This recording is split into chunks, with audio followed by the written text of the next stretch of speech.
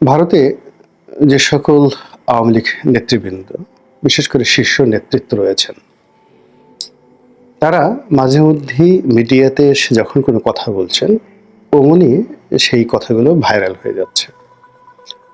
শেখ হাসিনা টেলিফোনে কার সঙ্গে কথা বললেন, সেটি নিয়ে বাংলাদেশের মানুষ খুবই মাতামাতি করছে। বহুদিন পর জনাব ওবায়দুল কাদের তিনি আবির্ভূত হলেন এবং দুটো গণমাধ্যমের সঙ্গে, একটা ভারতীয় এবং আর একটা কানাডার। সেখানে তিনি তার মতো কথা বললেন, সারা বাংলাদেশ তাকে নিয়ে উত্তেজিত। আওয়ামী লীগের একজন মন্ত্রী জনাব সমরেজল করিম, তিনি ইংল্যান্ডে বসে একটা বক্তব্য দিলেন কিভাবে তিনি বাংলাদেশ ছেড়েছেন, এবং তার সেই বক্তব্যকে কেন্দ্র করে সারা বাংলাদেশ উত্তাল, পক্ষে বিপক্ষে, ইচ্ছাই হোক অনিচ্ছাই হোক আমরা আলোচনা করছি, শুনছি। এর বাইরে জনাব মহিবুল হাসান চৌধুরী তিনি বক্তব্য দিয়ে যাচ্ছেন, মানুষ শুনছে।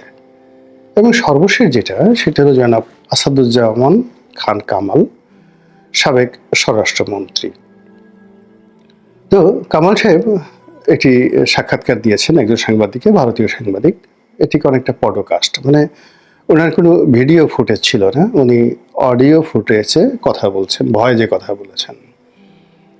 কিন্তু তার সেই ভয়েস নিয়েও বাংলাদেশে যথেষ্ট আলোচনা হচ্ছে এবং খুবই, যাকে বলা হয়, গুরুত্বের সঙ্গে সে সকল আলোচনা সরকারি মহলে, বেসরকারি মহলে এবং একই সঙ্গে জনগণের মধ্যে আলোচিত হচ্ছে।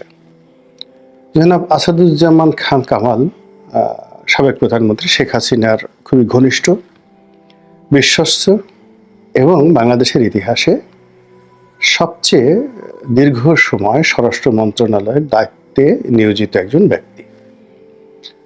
এবং সবচেয়ে বড় ব্যাপার হলো যে তাকে কেউ কখনো এই স্বরাষ্ট্র মন্ত্রণালয়ের চেয়ারে বসে রাগ হতে দেখেননি, কখনো তিনি কারোর সঙ্গে দুর্ব্যবহার করেননি। তারপরে ওই চেয়ারে বসলে মানুষের রাগে চোখ দুটো গোলগাল হয়ে যায়, হাত উঁচু হয়ে যায়, যাকে তাকে হুমকি ধামকি দেওয়া অভ্যাসে পরিণত হয়ে যায়। তো সেই জায়গাগুলোতে তিনি ছিলেন একেবারে ধীর স্থির শান্ত। তার বাসভবনটি ধানমন্ডিতে, সরকারি বাসভবন, সেই বাসভবনে সবাই যেতেন, সারা রাত সেখানে মেলা বসত। প্রধানমন্ত্রী তাকে যে দায়িত্বগুলো দিতেন, বিশেষ করে হেফাজত থেকে শুরু করে বিভিন্ন আইন শৃঙ্খলার সাথে সম্পৃক্ত যে সকল বিষয়াদি রয়েছে, সেখানে রাজনীতি হোক, অর্থনীতি হোক, যা কিছু দায়িত্ব দিতেন, তিনি সারা রাত জেগে জেগে সেখানে তিনি তাদের সঙ্গে সেই বৈঠক করতেন এবং সবাই মোরাললেস তার ব্যাপারে খুশি ছিলেন। একদিন দেখলাম যে রাত 2টোর সময় দেখা করার জন্য হেফাজত ইসলামী বাংলাদেশের অনেক নেতা তারা তার বাড়ির সামনে অপেক্ষা করছেন এবং খুশি মনে। এরপর আবার দেখলাম যে তাবলিগ জামাতের যারা নেতৃবৃন্দ রয়েছেন তারা দল বেঁধে অফিসে যাচ্ছেন, আবার অনেকে দল বেঁধে তার বাসায় যাচ্ছেন। তো দল বেঁধে বাসায় যাচ্ছেন এবং কথা বলতে বলতে বলতে বলতে দেখা গেল যে অনেক রাত হয়ে যায়। অনেক রাত হওয়ার পরেও কিন্তু তিনি ধৈর্য হারা হননি কারোর প্রতি। তারপর পুলিশ কর্মকর্তা যারা আছেন তারা তো সেখানে নিজেদের বাড়িঘরই বানিয়ে ফেলেছিলেন, সেখানে যেতেন। তো মোরাললেস এরকম একটা মন্ত্রণালয় তিনি সুদীর্ঘকাল চালিয়েছেন। সেখানে ঘুষ, দুর্নীতি, অন্যায়, অনিয়ম তিনি যতদিন ক্ষমতায় ছিলেন ততদিন পর্যন্ত আসেনি। এটা তার কৌশল হতে পারে, এটা তার বুদ্ধিমত্তা হতে পারে, অথবা তিনি আসলেই সৎ হতে পারেন।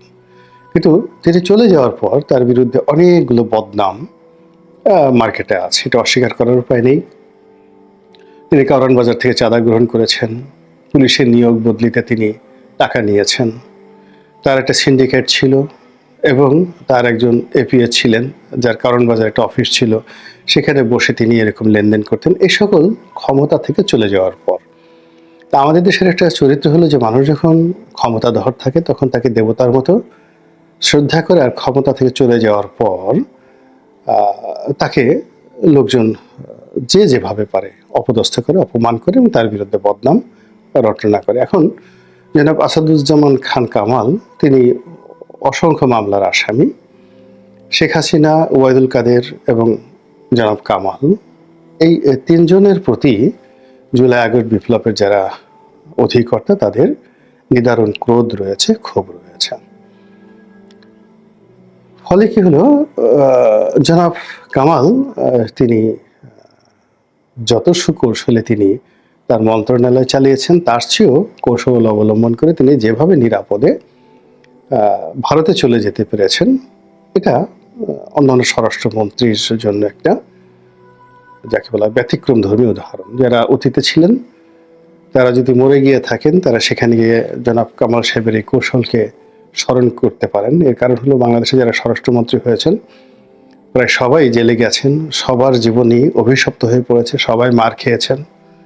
অতীতে আপনি জানেন যে মোহাম্মদ নাসিম স্বরাষ্ট্রমন্ত্রী ছিলেন, বিএনপির যারা যারা ছিলেন, সেই আব্দুল মতিন থেকে শুরু করে আর অনেকে, এই যে লুৎফুজ্জামান বাবর, আলতাফ চৌধুরী, মানে সবার জীবনই কিন্তু তছনছ হয়ে গেছে। এই একজন ভদ্রলোক তিনি জীবনের শেষ দিন পর্যন্ত দাঁড়িয়েছিলেন আর এখন পর্যন্ত তিনি দাঁড়িয়ে আছেন। আমি ব্যক্তিগতভাবে তাকে চিনতাম, এ কারণ হলো পার্লামেন্টে আমরা পাশাপাশি বসতাম।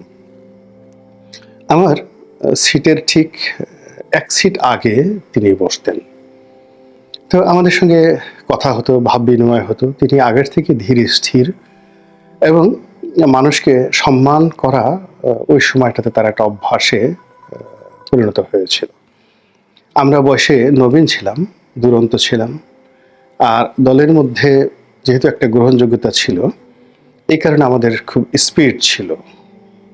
তো এটা দলের অনেক শীর্ষ যারা নেতৃত্ব, আওয়ামী লীগ বলেন, বিএনপি বলেন, জামাত বলেন, যাদের দলের শীর্ষ নেতৃত্বের সঙ্গে একটা ভালো সম্পর্ক থাকে তাদেরকে সবাই তোয়াজ এবং তদবির করে। তো যার জন্য আমারও ওই জিনিসটার সুযোগ হয়েছিল, অনেকেই তোয়াজ তদবির করতেন। তো সেই দিক থেকে জনাব কামাল সাহেব উনি এরকম ছিলেন না। উনি স্বাভাবিকভাবে কথা বলতেন, তারপর শেষে সালাম দিতেন, সালাম নিতেন, আমরা একসঙ্গে নামাজে যেতাম। মাঝে মধ্যে আমি দুষ্টিমি করতাম তাকে। একেবারে 2009 সনের যে ফার্স্ট পার্লামেন্ট হতো, তো আমি দুষ্টিমি করতাম, কি ভাই আপনি এরকম ঘাড় বাঁকা করে হাঁটছেন, আপনার হাঁটা চলার মধ্যে একটা মন্ত্রী মন্ত্রী ভাব চলে এসেছে। সে তখন মন্ত্রী হয়নি। তো তিনি খুব হেসে দিতেন, হেসে দিয়ে বলতেন, রনি ভাই কি যে বলেন, লিডার কি যে বলেন। এত বিনয়ী ছিলেন। আমার মতো ছেলেকে তিনি ভাই বলে সম্বোধন করতেন, মাঝে মধ্যে লিডার বলতেন, এরকম। তো একবার উনি তো একজন মুক্তিযোদ্ধা ছিলেন, তো মুক্তিযোদ্ধাদের একটা অনুষ্ঠান ছিল আগরতলাতে। তো আমি একদিন বললাম যে আমার খুব ইচ্ছা আগরতলাতে যাব। যেহেতু মুক্তিযুদ্ধের সময়টাতে আগরতলাকে কেন্দ্র করে অনেক কিছু হয়েছে, আমি এর আগেও আগরতলা গিয়েছি, কিন্তু এই মুক্তিযুদ্ধ কেন্দ্রিক আলোচনাগুলো কেমন হয়, আই হ্যাভ মাচ ইন্টারেস্ট। তো উনি আমাকে বেশ কয়েকবার বললেন যে রনি ভাই আপনি যে যেতে চেয়েছিলেন চলেন যাই, কিন্তু যে কোনো কারণে আমার যাওয়া হয়নি। তো পরবর্তীতে উনি যখন মন্ত্রী হলেন, মন্ত্রী হওয়ার পর ওনার সঙ্গে আমার আসলে একদিনই কথা হয়েছিল অন্য একটা বিষয়, কিন্তু এর বাইরে ওনার সঙ্গে আমার কখনোই কথা হয়নি। কিন্তু যেহেতু তার সঙ্গে আমার একটা ভালো সম্পর্ক ছিল, তো তিনি ওই পদে আছেন, আমার একটা কমফোর্ট জোন ছিল। তো যাই হোক, তিনি এখন চলে গেছেন, তার বিরুদ্ধে যে সকল কথাবার্তা শুনছি, সঙ্গতের কারণে আমি আঘাতপ্রাপ্ত হচ্ছি, কষ্ট পাচ্ছি। আবার রিসেন্টলি তিনি বক্তব্য দেওয়ার পর সামাজিক মাধ্যমে এটা যে ঝড় হচ্ছে, আমার কাছে মনে হচ্ছে যে এটা নিয়ে কিছু কথাবার্তা বলা দরকার। আমার কাছে যেটা মনে হচ্ছে যে জনাব কামাল তিনি ওই যে সাক্ষাৎকারে তাকে পরিচয় করে দেওয়া হচ্ছে তিনি আওয়ামী লীগের একজন শীর্ষ নেতা।